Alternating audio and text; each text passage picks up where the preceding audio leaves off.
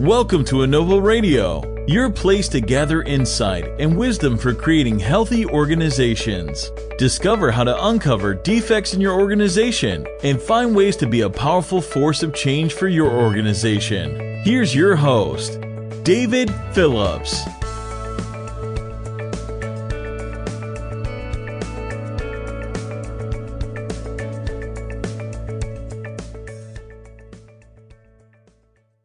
Hey, this is David, and I'm back with another episode of enNovo Radio.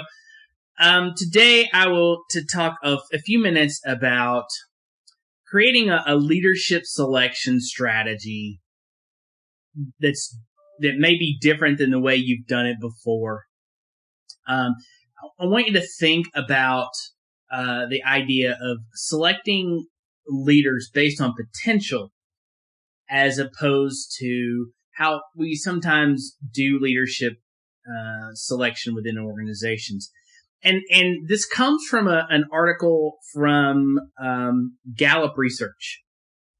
And I ran across this the other day and really liked a lot of what it said. And so that's kind of what I'm going to kind of walk through the article a little bit and talk about add some of my own thoughts.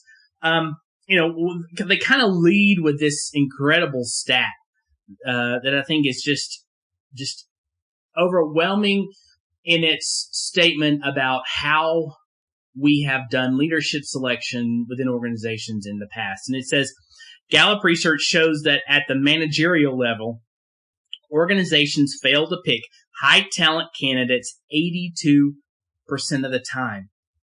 So 8 out of every 10 candidates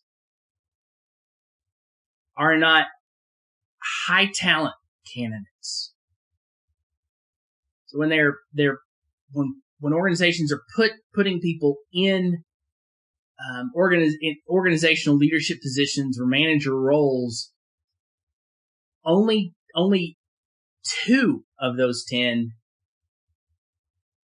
are high talent, high potential leaders. And that says a lot about how we do leadership development.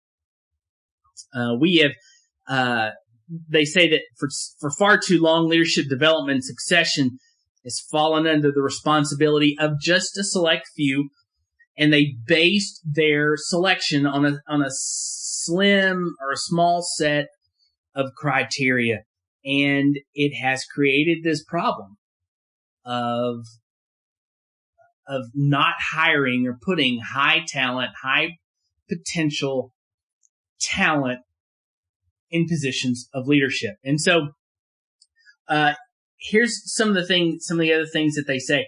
For future leaders, in many cases, are already working in your organization, and that's true. A lot of high talent, high potential leaders are in organizations. We just either don't recognize them, or we don't see the potential in them. We don't develop them. We just put people in places of leadership that oftentimes, and as Gallup shows, 82% of the time, don't have that potential to be an effective leader, moving the needle forward within departments, within organizations, or for the organization as a whole. You got to find them, they say, and you got to define an effective strategy. And that's so true. You've got to create opportunities for those people to use and utilize the talents and skills, and to uncover the potential in many cases, so that they can grow, and you can see that potential and then put them in places where they can utilize that potential and make it and help it develop and grow and lead in your organization. So you have to develop an effective strategy that creates this pipeline of and identifies people early, and then develops that readiness. But too often there's this mindset of, this is how I got here, so this is how we're going to hire leaders. And what that does is it limits the pool of potential leaders that you have in organizations. For instance, some things that they note, and you've seen, you've been in organizations, you've seen that, you've probably hired people in organizations, and your mindset wraps around some of these things. Like, I had to grind for 15 years in the field before I got to be a leader. So to be a good leader, you've got to put in at least 10 years, right? That's really not the case. There are people who have extensive leadership capacity within your organization, and far too often we don't put them in places or help them develop that leadership potential so that it can be used. Another one, I came into this role with lots of sales experience. Although this role isn't specifically sales focused, I can't see how someone could be successful without a strong sales background. So again, this is what I was, and this is how this position should really be. The last one that they note is, you really need a certain degree to understand leadership culture. Someone without that type of experience would be starting from behind. And a lot of people use that argument. Like, you need to have an MBA, you need to have a PhD. Skill set is important, but potential is even more important. And we'll talk about that in a minute. But every time you name one of those requirements, you're reducing the pool from which you can draw leaders from. And your organization is creating this system unintentionally, probably, maybe not knowingly, but they favor a more of the same mindset. So you're not creating diversity. You're not bringing new ideas into the fold. It's kind of this more of the mindset. You're a Harvard man, and so I'm a Harvard man, and so I got to hire someone from Harvard. I spent 20 years busting my tail doing this, so you've got to have a lot of experience doing this kind of thing. I think that's a false number. There are lots of possibilities, lots of potential of people within your organization who may have only worked there 2 or 3 years, who may not have an advanced degree, who have been through so much in life that they have experienced so much that they are good under pressure, that they know how to treat people, that they love people, that they have the soft skills required to do what's necessary. They're have conviction, they have integrity, they're adaptable, they can learn new skills, and so those are the kinds of people you want. Not people that have 10 years in or 20 years in or an MBA from XYZ. Because intelligence does not equal leadership.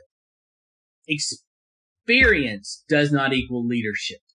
And that is a huge misnomer. That just because you've done something longer than someone else doesn't make you a better leader. Doesn't make you the best qualified candidate. Leadership is about communication. It's about vision. It's about challenging processes. It's about encouraging others. It's about credibility. It's about knowledge, but it's just more than that. And so what's the research show us? And this is what Gallup really excels in their work in the research. So Gallup senior scientist Frank Schmidt and his colleagues spent the last 100 years looking at research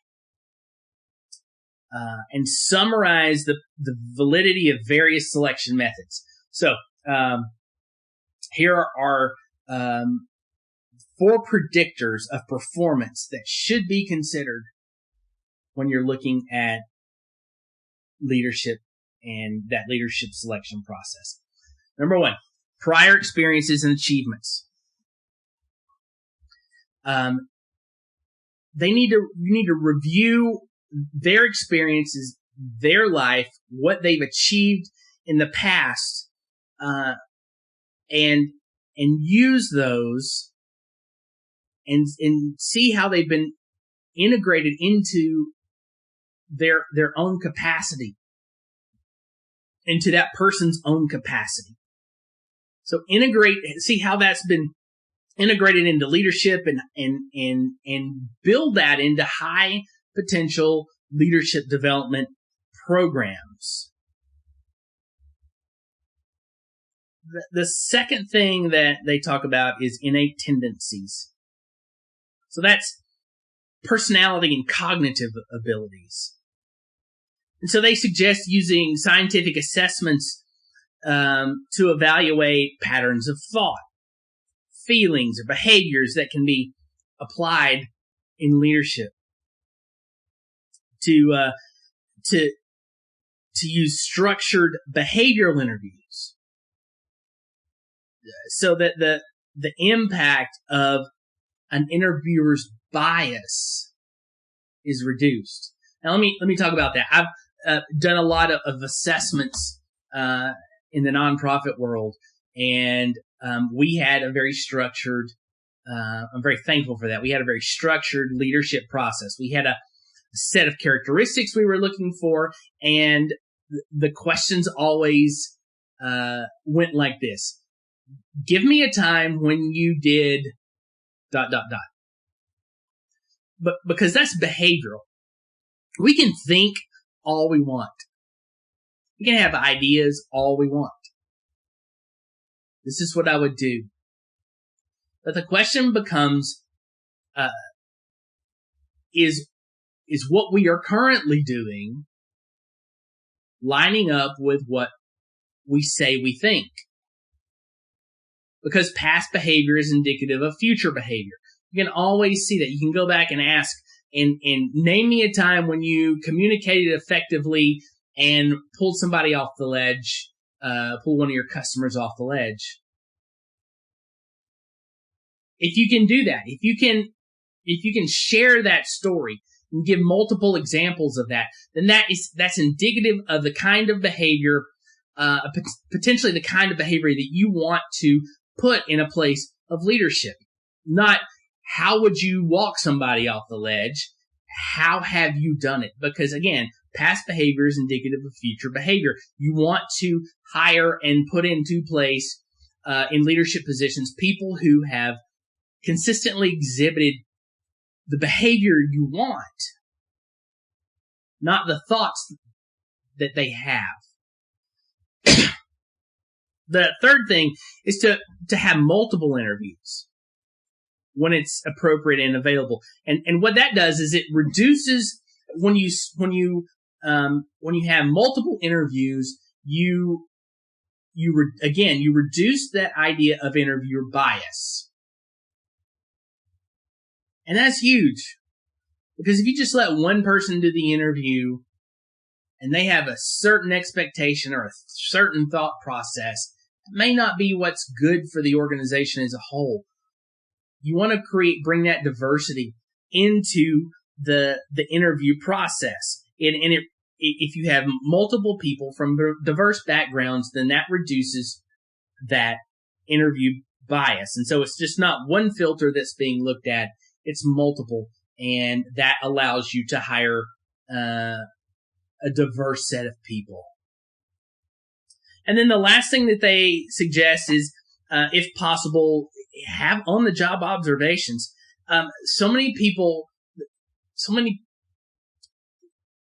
If the talent truly exists within your organization, you have that opportunity to see what they're doing and to observe it, not from afar, but even from near. Collect emails. Collect stories. Talk to various people who have interacted with them in your own organization. And ask those questions. Are they qualified? What have they done to make your job easier? What have they done to make you better? What have they done to make this process easy for your customers? And if you do that, then again, that goes back to behavior. That goes back to existing behavior. You're seeing what they're already doing, and you're seeing the impact that it has upon your organization as a whole. And that gives you the opportunity to then pick them and put them in this pipeline for leadership. Too often we ignore that. And so, if you create this pipeline and you begin to identify people early and begin to develop them, then you have potentially high potential impact leaders ready, so that when an opening comes, it becomes easy to make that transition for them, and you don't have to necessarily hire from outside. You can hire from within because those people have been developed.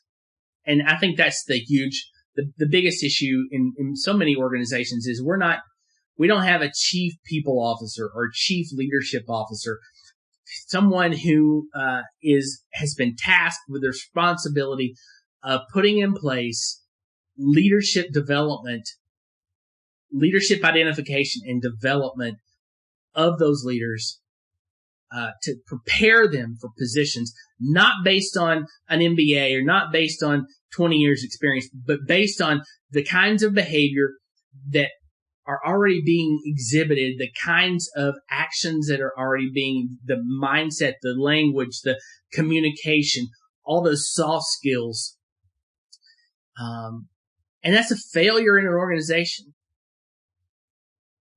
What that does is it means you're spending more money and more time hiring from outside than inside, and you have no real basis from which to hire, no observational understanding, no understanding of personality, no real understanding of mindset, no real understanding of behavior. And then you've got to hire people. You've got, in many cases, you're using recruiters, you're using firms, those kinds of things. You're having to move people potentially. It's a huge disservice to your own organization by not putting in place leadership development processes that can propel your organization forward. And so I want to encourage you to look at this article. I'll link it in the show notes, and consider these 4 aspects that they mention: the prior experiences and achievements, look at innate tendencies, do multiple interviews, and then do on-the-job observation. And put those things in place and develop that pipeline. It'll save your team money. It will retain organizational knowledge, and it will build up your organization faster. So that's it for today. Thanks for joining, and I look forward to spend some time with you next week. Thanks for listening in today, and be sure to subscribe so you don't miss an episode of Powerful Insight. For more up-to-date information and tips to help you on your quest for change, head over to the website at www.wdavidphillips.com and sign up for our newsletter.